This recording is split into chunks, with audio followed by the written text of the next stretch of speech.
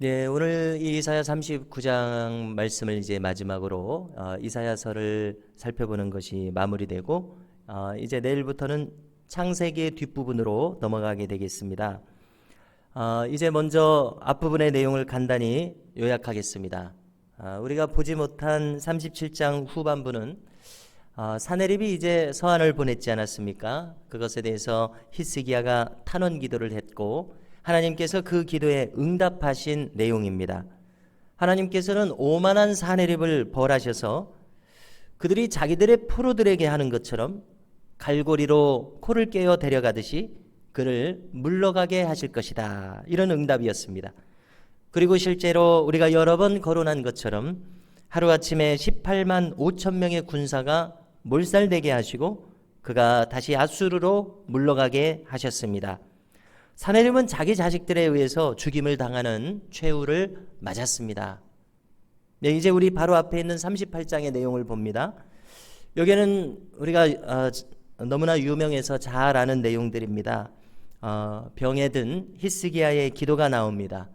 그런 이사야 선지자에 의해서 이제 곧 죽게 될 것이다 라는 말을 듣게 되었습니다. 그러자 그는 벽을 향해서 심히 통곡하면서 간구했습니다. 그러자 하나님께서는 그의 생명을 이제 15년을 더하실 것이다 응답했습니다. 그리고 아수르로부터도 구원하실 것이다 응답하셨고요. 그에 대한 징표로 참 놀라운 일인데요, 아하스의 해시계가 10도를 뒤로 물러가게 하셨습니다. 이것은 오늘날 우리의 시간으로는 약 40분을 뒤로 물러가게 하신 것입니다. 그리고 이것은 하나님께서 시간의 주관자인 것을 보여주신 참으로 믿기 어려운 사건이었습니다.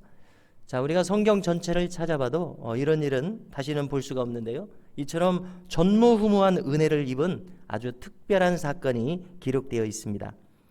우리가 해시계가 뒤로 물러갔다, 시간이 뒤로 물러갔다는 것인데요, 그러면 이제 해가 반대로 돌거나 또 지구가 반대로 돌거나 해야 되는 그런 상황입니다. 우리가 그 전모를 알 수는 없지만 이 히스기야가 받은 징조는 인류 중 유일한 사례입니다. 그리고 이제 그런데 오늘 말씀 우리가 39장을 보면은 이처럼 큰 은혜를 받은 히스기야가 이제는 교만해서 심판을 받는 내용이 나오게 된 것입니다. 그래서 우리는 어제의 히스기야와 오늘의 히스기야가 같은 사람인가 할 정도로 우리는 놀라게 됩니다. 어제 그 깊은 경건을 가진 히스기야 왕, 겸손하게 하나님의 자비를 구했던 히스기야 왕과 오늘 자신을 뽐내는 이렇게 마음이 높아진 히스기야 왕을 우리는 동시에 보면서 같은 인물인가 하는 그런 정도의 마음을 갖게 될 정도로 심각한 그런 변화가 있었습니다. 우리는 왜 히스기야가 교만해졌는지 그 내용을 정확히 알아야 되겠습니다. 왜냐하면 우리 자신을 위해서 반면교사의 교훈을 얻기 위해서입니다. 히스기야가 교만한 모습으로 변하게 된 그 결정적인 모습을 우리는 오늘 말씀 2절을 통해서 알 수가 있습니다. 2절을 찾으셔서 함께 읽겠습니다. 히스기야가 사자들로 말미암아 기뻐하여 그들에게 보물 창고 곧 은금과 향료와 보배로운 기름과 모든 무기고에 있는 것을 다 보여주었으니 히스기야가 궁중의 소유와 전 국내의 소유를 보이지 아니한 것이 없는지라. 아멘. 네, 여기 사자들에게 보여주었다고 했는데요, 이 사자들은 1절에 나온 바벨론의 사신들입니다. 바벨론과 유다 그 사이에 북쪽에 아수르가 있었습니다. 강성한 아수르에 맞서서 저 멀리에 있는 바벨론과 유다가 이 당시만 하더라도 동맹을 맺고 있었는데요, 그런데 이 유다의 국내의 모든 사정을 소상하게 알려줘 버리게 된 그러한 결과를 초래한 것입니다. 이들은 왜 왔습니까? 1절 내용을 보면은 그들은 히스기야가 죽을 병에 들었다가 나았지 않았습니까? 그 소식을 듣고, 그 믿을 수 없는 소식을 듣고 축하 사절을 보낸 것입니다. 자, 그렇다면은 하나님께서 낫게 하신 이 놀라운 일들에 대해서 히스기야가 이 축하 사절들에게 응당해야 될 일은 무엇이겠습니까? 그것은 바로 이 놀라운 일은 하나님께서 기도응답을 통해서 낫게 하셨다는 간증을 통해서 하나님께 영광을 돌리는 것이 응당 히스기야가 해야 될 일이었을 것입니다. 자, 그런데 오늘 이 내용을 보니까 히스기야는 자기 자랑에 몰입한 것을 보게 됩니다. 자기의 쌓아놓은 업적을 자랑하기에 바쁩니다. 조금 히스기야가 어떤 선을 넘어섰다는 느낌을 줄 정도로 모든 것을 샅샅이 보여줄 필요는 없지 않겠습니까? 그런데 히스기야는 그렇게 했습니다. 자, 히스기야가 왜 마음이 높아졌는가 우리가 살펴보게 되면요, 히스기야는 아수르를 물리쳤습니다. 38장에 보니까 아수르를 또 물리치는 징조로 3년간의 풍년을 주시겠다, 그런 말씀이 또 이루어졌고요. 또 그 결과로 금은 보화가 넘쳐나는 부강함을 맛보고 있었던 것입니다. 자, 우리가 지나간 내용들을 다 함께 살펴봤는데 어떻습니까? 이 모든 히스기야가 받은 것은 하나님의 크신 은혜라는 것을 우리가 다 읽어서 알고 있습니다. 죽을 뻔했던 히스기야, 또 아수르한테 완전히 함락당할 뻔했던 예루살렘, 이 모든 어려운 상황에서 하나님께서 측량할 수 없는 은혜를 베풀어 주심으로 그 구원이 임하고 이처럼 오늘날의 평안한 삶이 임했던 것입니다. 아수르를 물리친 것이 히스기야가 능력이 많아서가 아니었지 않습니까? 전적으로 하나님의 도우심이었습니다. 결정적으로 18만 5천 명이, 그 학자들이 말하기는 하룻밤 사이에 죽으려면 그것은 전염병이었을 것이다, 이렇게 말하기도 하고요. 아니면 어떤 다른 이유가 있었는지도 모릅니다. 토네이도와 같은 그런 엄청난 자연재해가 하룻밤 사이에 있었을지도 모릅니다. 어쨌든 그 많은 병사가 하룻밤 사이에 전멸되어 버렸습니다. 어찌 이것이 히스기야의 능력이겠습니까? 측량할 수 없는 하나님의 은혜였습니다. 3년간의 풍년도 그렇습니다. 해식의 그림자가 10도나 물러갔던 것도 하나님께서 하신 일입니다. 그가 이렇게 해서 죽을 병에서 살아난 이 모든 것 하나님께서 하신 일입니다. 그렇다면 그런 이 바벨론의 사신들에게, 병이 나았다고 축하사절로 온 이 사람들에게 자기 자랑을 늘어놓을 것이 아니라 하나님의 도우심을 간증했어야 합니다. 이렇게 겸손했어야 합니다.